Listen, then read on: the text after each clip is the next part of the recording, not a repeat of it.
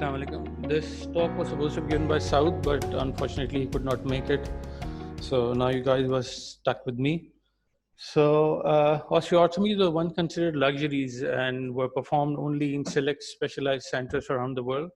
But now with the number of fellowship trained spinal surgeons increasing and the centers giving these training increasing, these surgeries performed in most of the tertiary care hospitals routinely.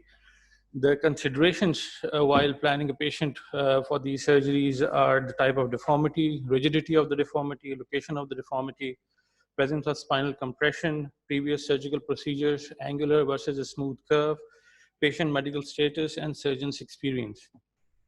The patient factors become very important because these are long and extensive surgeries. So age, prior surgery, comorbidities, diabetes, hypertension, cardiac disease, and some modifiable risk factors like obesity, smoking, and osteoporosis should be corrected as much as possible before you go in for these surgeries. Uh, like obesity, increasing size makes surgical exposure more difficult. There's more blood loss, risk of PE, and poor mobilization also poses risk. You need to have a threshold for the BMI, and if it can be delayed, ask the patient to decrease their weight before they come to you. They should meet you halfway. They have to put an effort, and you have to put an effort. Stopping smoking helps. Even reducing the number of smokes helps in reducing the morbidities. Osteoporosis is a big problem in these surgeries. Bisphosphonate, calcitonin, estrogen replacements can be done. DEXA scans should be done preoperatively in all these patients. And if there's a T-score of -3, then try to start parathyroid analogs. They are the only medication that increase bone formation, but obviously they have cost issues attached with them, especially here in Pakistan. Now, in surgeon factors, experience is very important. You need to have experience before you go in for these surgeries. Do a lot of cadaveric courses and then do a couple of fellowships with some trained surgeons, and then only you should start with these surgeries. Then again, the location, the level at which you want to do the vertebrectomy is very important. You should pay some time and attention and measure all the different angles and things that Dr. Salman was telling you, and I think owner will give us more detail about it. You should have a thorough workup before you select your levels and the location of your vertebrectomies. You should always have help available because these procedures can have different problems, and you should have all the senior help available if you're going for these surgeries in your initial stages. And also some ancillary surgery like vascular surgery, general surgery, and other things should be at your backup in case something wrong happens. In your early practice, you don't want complications, and you don't want to do these cases very early in your practice. And also keep in mind what kind of setting you're working in, what kind of support you have, and what the hospital provide. If you have proper bed, equipment, reps, implants, also unanticipated implants that are not regularly available in your usual sets, they should be available to you because you never know what kind of emergency you can run into. You should have ICUs, resident fellows, neurology, and other physiotherapy teams available for you. In 2010, Lenki published this flowchart to help you in the decision-making of what kind of vertebrectomy should be performed. But again, it's not absolute. So to achieve a correction, you need a thorough surgical planning. You should determine the amount of correction needed. Flexibility of the curve should be seen. And then prone, spine film, CT, X-ray, MRI. I think you'll have a detailed discussion with owner. The procedures that can be done, posteriorly we can do facetectomies, osteotomies, vertebral column resections. Anteriorly we can do discectomies and interbody fusions and put implants that increase the lordosis and help us doing less posteriorly. Laterally we can do discectomy, ALLs, releases. So how to determine if you want to go anterior or posterior? If it's flexible, usually posterior only works. If it's fused, usually osteotomies are required. If it's stiff with good lumbar lordosis, 20 to 30 degree, posterior only can work. If it's poor lumbar lordosis, anterior and posterior will be required, especially if it have a very high pelvic tilt. And laterally, we can use it for adjacent level disease with prior fusion and flat back deformities because it decreases the morbidity rather than going anterior posterior.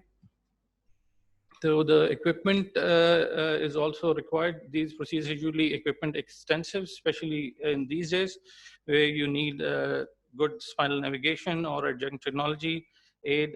They help in the safe delivery of hardware into the patient, and other ancillary equipment that you might need is a good 3D C-arm, fluoroscopy, CT imaging guidance, robotic technology, dynamic surgical guidance. Combination of these above technologies are available in different combinations.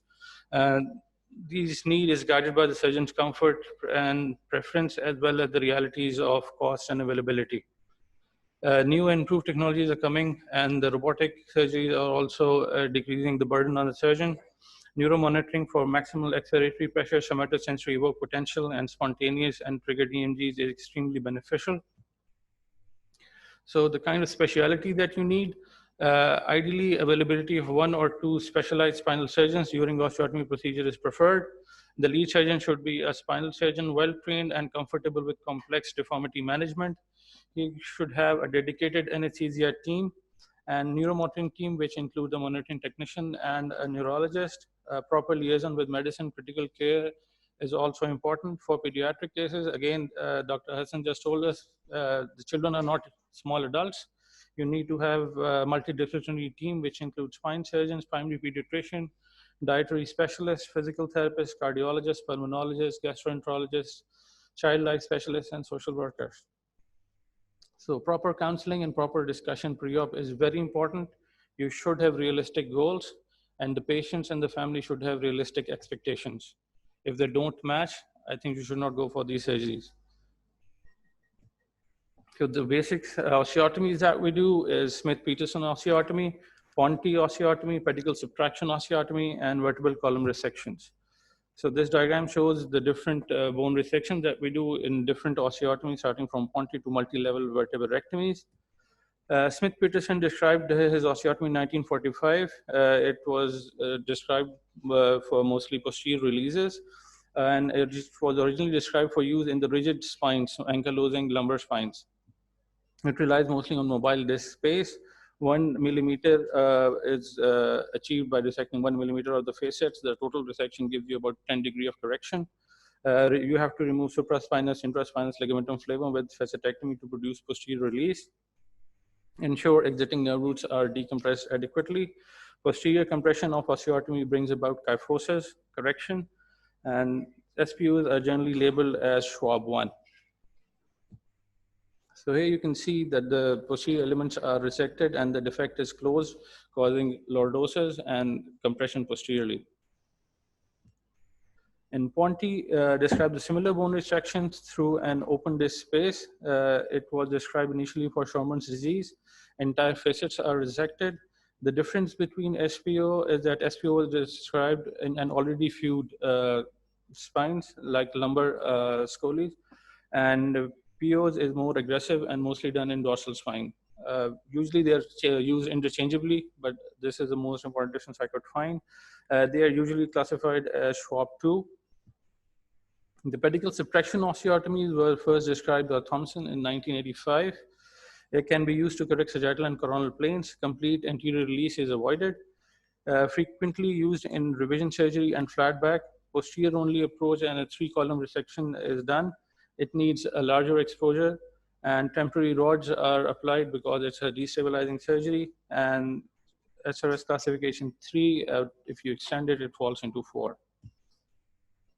So they're typically performed for large correction, and they shorten the chorda extent of lengthening it. So it's also safer. Less often in cervical and thoracic spine. Bony resection determines the final alignment that you can achieve. 30 degrees of correction can be achieved at best, and it should be done at the sharp deformity curves, at the apex usually. So here you can see that you remove the spinous processes, the pedicles, and you wedge the body. Setup usually requires neuromonitoring, measure pre-op, the different angles. You should know the degree of alignment that you are going for, and include all the pelvic parameters and plan thoroughly.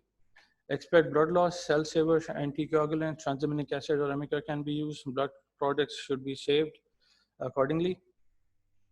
Exposure should be careful not to do excessive bleeding during exposure, because you will need a lot of blood when you're doing the osteotomy. First, screws are placed and rod is placed on one side because I told you it was a destabilizing surgery. If excessive blood loss more than 2 liters before you start your osteotomy, I think it's better to stage the procedure. If you have signal changes in your neuromonitoring, it's better to remove the instrumentation and stage it. So if you want to do an L3, decompress that level. Often scar tissue is there, remove it completely, remove the lamina above for minimal and adequate exposure of the nerves, identify the exiting nerves on the level above as well, dissect pedicle to pedicle. So you will go from the first circle to the second circle, remove all the bony parts, remove the transverse process, remove interior body, then lateral body, dissect laterally using cob and place a malleable retractor. Medial pedicle and posterior body should be done last, and must remove all the posterior body elements which can cause neurological injuries if you have bony spur left there. Overcontour the rod and multiple rod techniques can be used. You can use 4 rods, cantilever bending, or bed reduction to achieve your reduction. Dura will buckle when you reduce it. You have to keep in mind that the nerves are free, and you should feel under the dura that there's no anterior compression or bony spurs, and check for signals on your monitoring.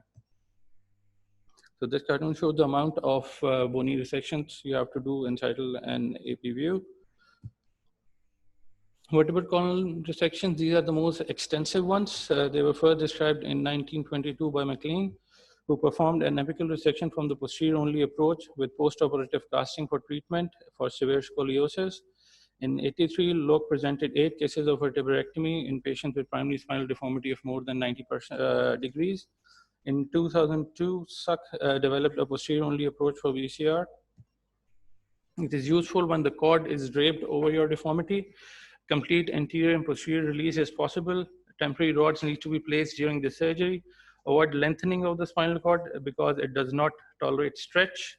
And the SRS Schwab complication is 5, but if you go into the adjacent disc space, it becomes Schwab 6. It is best suited for more complex deformities, and the deformities include rigid multiplanar deformity, fixed coronal imbalance, hemivertebral excisions, and sharp angular deformities. A correction of 35 to 60 degrees can be achieved through these resections.